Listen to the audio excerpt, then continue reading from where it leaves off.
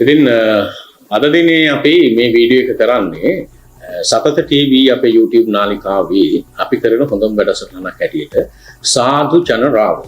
ඒ කියන්නේ යහපත් මිනිසුන්ගේ රාවය ප්‍රතිරාවයක් බවට පත් කරගන්නට තමයි ශක්තියක් ලබා දෙන්නට සහ මේ ජන මෙහෙවරයන් පිළිබඳව සහ ජනතාව ගැන කතා කරද්දී අපිට වටිනා කියන චරිතයක් අරන් යන තමයි අපි හැමතිස්සෙම කතිකාවතක් ගොඩනැගුවේ. ඒ හින්දා අපි අද ආරාධනා කළා මුලින් නම සඳහන් කරන්නට ඉස්සෙල්ලා හේතු කාටයේදී දේශපාලනය සම්බන්ධ වුණා. දේශපාලකයෙකුට එහාදී ජන මෙහෙවරක් කරන කෙනෙක් තමයි අපේ කලවානාසනේ ශ්‍රී ලංකා නිදහස් පක්ෂයේ ප්‍රධාන සංවිධායක ඒ වගේම ශ්‍රී ලංකා පොදු ජන පෙරමුණ පාර්ලිමේන්තු අපේක්ෂකයෙකු ලෙස අංක 13 මෙවර තරඟ වදින දේශපාලනයට සම්බන්ධ කෙනෙක් තමයි සම්බන්ධ කරගෙන ඉන්නේ. විශේෂ කාරණා බොහොමයක් තිබෙනවා. ඔව් පාරම්පරික හෙළ වෛද්‍යවරියෙක් උද මහත්තයෙක් කිව්වම තමයි හරියටම ඒක තේරුම් ගන්න පුළුවන්. අපි ආරාධනා කළා කුඩා බණ්ඩාර ඉලුප්පිටිය. ආයිබෝවන් ඔබතුමා. ආයිබෝවන්.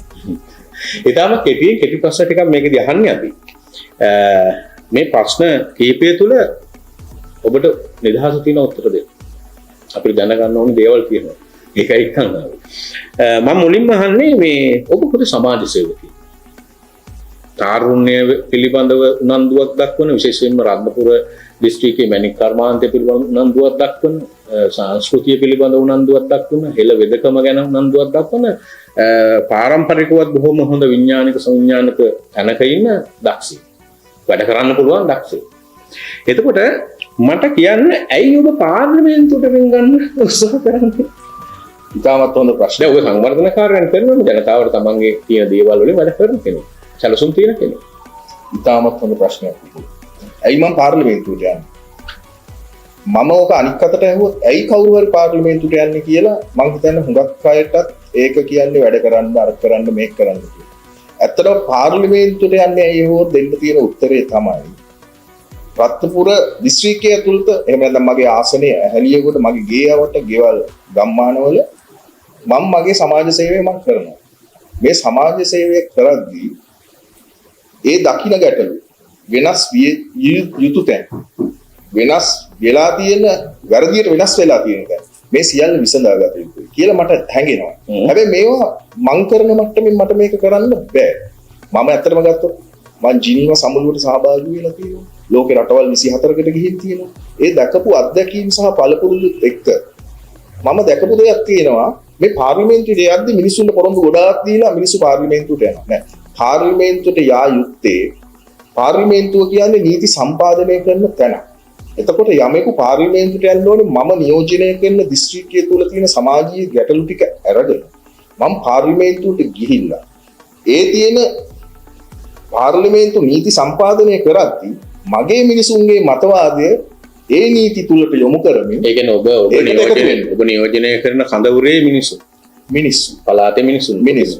එතකොට මේ එහෙම නැත්නම් පාර්ලිමේන්තුවට ගෙනෙන අනිකුත් පාර්ශ්වයන් ගෙනෙන ලංකාවට අපේ භෞමික අඛණ්ඩතාවයට හෝ ලංකාවට හානි කරන සමහර නීති ගෙනෙන්නේ නම් යම් කවුරු හරි ඒවට විරුද්ධව හඬක් නගන. යමක පාර්ලිමේන්තුවට යෑමේ පළවෙනි අභිලාෂය වියුත්තේ එයයි. හේතුව තමයි මම දැනගන්න ඕනේ මම යන තැන කෙරෙන්නේ මොකද්ද කියලා.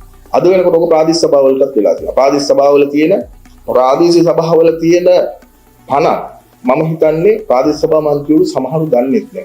ප්‍රාදේශීය සභාවට කරන්නේ අද වෙනකොට කරන වැඩ කරන්න පුළුවන් දේවල් වුන් දන්නේ නැහැ. එහෙම වෙනවද? හැබැයි බහුතරයක් නෙමෙයි. ඒ වගේ අපි පාර්ලිමේන්තුවේ ආයේ ඇයි කියන එකට වෙන්න පුළුවන් කෙටි උත්තරේ තමයි සමාජයට ගැළපෙන මතවාදය පාර්ලිමේන්තුව තුලින් නීති සම්පාදනය කරලා ස්ථිර කර ගැනීමට සහයෝගය දෙන්න නොගැලපෙන දේවල් යමෙකු ගේනවා නම් ඒ නීති සම්පාදනය කරන ආයතනය තුල ඒවට විරුද්ධව නැගී සිටීමට තමයි කෙටිම දුන්නොත් උත්තර. ඒ කියන්නේ ජාතික මෙහෙවරක් කරන්නට සහ ජාතික සහ ජාත්‍යන්තර වෙන්නා වූ ආධාර උපකාර සහ විවිධ සංවර්ධන කාර්යයන්, භූ සංවර්ධන කාර්යයන් ඒ හරහා තමයි ඔබට ඔබගේ පළාතට ගේන්න පුළුවන් පළාතක් ඇතුළේ. ඒ හරහා තමයි. වෙන කිසිදු ක්‍රමයක් නැහැ. අරමුණු පැහැදිලි. ඒ දිනන්න පුළුවන්. මොනවද තියෙන සැලසුම් දෙන්න? මම දැනට කරලා තියෙන සමාජ සේවා තුල මාත් එක්ක දැනට එකතු වෙන තරුණයෝ මැදි වයස් පුද්ගලයෝ වයසක පුද්ගලයෝ ඒ සියලු පාර්ශ්වයන් ගත්තොත් එකතු වෙන ප්‍රමාණයත් අනුව මට දැන්ට කතා කරන්න තියෙන ප්‍රමාණයත් අනුව මම අනිවාර්යයෙන්ම දිනනවා. මට දිනන්න පුළුවන්. ඒ කියන්නේ දැන් වෙනම රැල්ලක් නේ අපි යන්නේ. දැන් ඔබ තරුණ නායකයෙක්, ඔබ රටවල් බොහොමයක ඇවිදලා අත්දැකීම් තියෙන, ඒ වගේම ඔබට බොහොම පාරම්පරිකව තියෙන දැනුම් සම්භාරයත් එක්ක වැඩ කරපු, පළාතට වැඩ කරපු තරුණ ජනනායකත්වයක් තියෙන දේශපාලඥයෙකු. ජනාධිපතිවරුන් බොහොමයක් එක්ක වැඩ කරපු අත්දැකීම් තියෙන කෙනෙක්. එතකොට විශේෂ සැලසුම් මොනවද තියෙන්නේ මේ ජයග්‍රහණය වෙන්නේ? කොහොමද ඔබට උදව් කරන්නේ කලවානේ මිනිස්සු? කලවානේ මිනිස්සු කියන්නේ මාත් එක්ක මට එකතු වෙලා තියෙන පළවෙනි ක්‍රූ එක තමයි 35ට අඩු තරුණයෝ. මේ වෙලාවේ දේශපාලකයෙකුට 35ට අඩු තරුණයෝ එකතු කරන ගන්නවා කියන එක ඇත්තටම ලොකු අභියෝගයක්.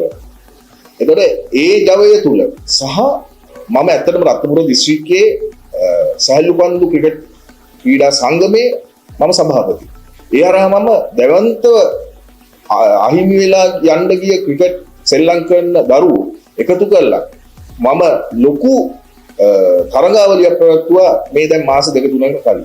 ඒ කියන්නේ මගේ මාත් එක්ක එකතු වෙලා ඉන්න අර කියපු මිනිපුර සේනාව. එහෙම නැත්නම් ඒ තරුණ ප්‍රජාව හරහා තමයි මම මගේ මේ වැඩපිළිවෙල දියත් කරලා තියෙන්නේ. කම්කරුවා. එහෙම නැත්නම් ඒ මැණික් ව්‍යාපාරය ඒ මැණික් තියෙන ඉඩමේ අයිතිකරුවට අද රත්නපුර පතල් කැපීමේ හැකියාවක් නැහැ. මොකද ඒකට විශාල වියදමක් යනවා. හැම වෙලේම පිටින් එන කෙනෙක් ඒ ඉඩමේ අයිතිකරුවට ඒක ලැබෙන්න නොදී ඔහුට ඉඩමේ වටිනාකමක් දී මැණික් ටික රැගෙන යාම තමයි අදත් රත්නපුරේ වෙන්නේ. මේ අදත්. ඊට අමතරව මැණික් සංස්ථාව ගත්තොත් මැණික් සංස්ථාව ඉන්නේ ඒ පතල් කපන කෙනාට දඩ ගැසීම සහ නඩු දැමීමට පමණයි. කිසිම සේවාවක් ඒ කම්කරුවට වෙන්නේ නැහැ මැණික් සංස්ථාව තුල. ඒකටත් හේතුවක් තියෙනවා. මේ දැන් ඉන්න ආණ්ඩුව පවා සහ මීට පෙර තිබ්බ සියලු ආණ්ඩු පත් කරපු සභාපතිවරයා රත්නපුරේ බිම හඳුනන පුද්ගලයෙක් නෙමෙයි. ඒකට පළවෙනිම හේතුව ඒක. ඔහු හැමදාම පත් වෙන්නේ වෙන කොහේ හරි පළාතකින්. ඔහු රත්නපුර මිනිස්සු ගැන දන්නේ නැහැ. ඔහු රත්නපුර මැණික් පුරේ ගැන දන්නේ නැහැ. ඊට අමතරව මේ මැණික් පුරේ හරහා අපි ගත්තොත් විදේශ විනිමය හොයන විදිහට ලංකාවට දැන් චීනේ ගත්තොත් වෙනම හදලා තියෙන මැණික් වලට වෙනම නගර. හැබැයි රත්නපුර නගරයට විදේශිකයෝ කවුද ඉන්නේ? ඒකට වැඩපිළිවෙලක් හදලා නැහැ. ඒක සියලු ආණ්ඩු මේ ආණ්ඩුව පවා. හැබැයි මට ඒක කරන්න මට පුද්ගලිකව කරන්න පුළුවන් හැකියාවක් තියෙනවා. මම බලාපොරොත්තු වෙනවා මේ වෙනුවෙන් හඬක් නගලා ඒ කම්කරුවන්ට වෙන්න ඕනේ දේ සහ මේ රත්නපුර තියෙන මේ මැණික් විකුණා ගැනීමේ ප්‍රශ්නයට ඒ ඉස්සර හිටපු අර තායිලන්තෙන් ආපු මිනිස්සු මෙහෙ රැඳිලා මැණික් ගන්නවා වගේ යම්කිසි වැඩපිළිවෙලක් යම්කිසි ක්‍රමවේදයක් මගේ පුද්ගලික සම්බන්ධතා හරහා මම කියන්නේ මුළු රත්නපුරේම තියෙන මැණික් ටික එතනට ලබා ගන්නවා කියලා.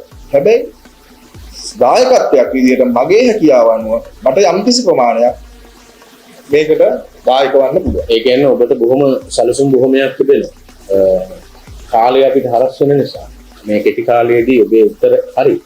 මට කියන්න ඔබේ මේ සමාජ ජාතික සමාජ මෙහෙවරට එතකොට ජාතික දේශපාලන මෙහෙවරට ඔබේ කඳවුරට එකතු වෙන්නට කවුරුන්යන් හෝ පරිණත වැඩිහිටියන් හෝ කවුරුන් හෝ එකතු වෙනවා නම් දුරකථන අංකයක් කියන්න පුළුවන්ද සම්බන්ධ වෙන්න සම්බන්ධ අනිවාර්යයෙන්. මගේ දුරකථන අංකය 0.7 78යි 77යි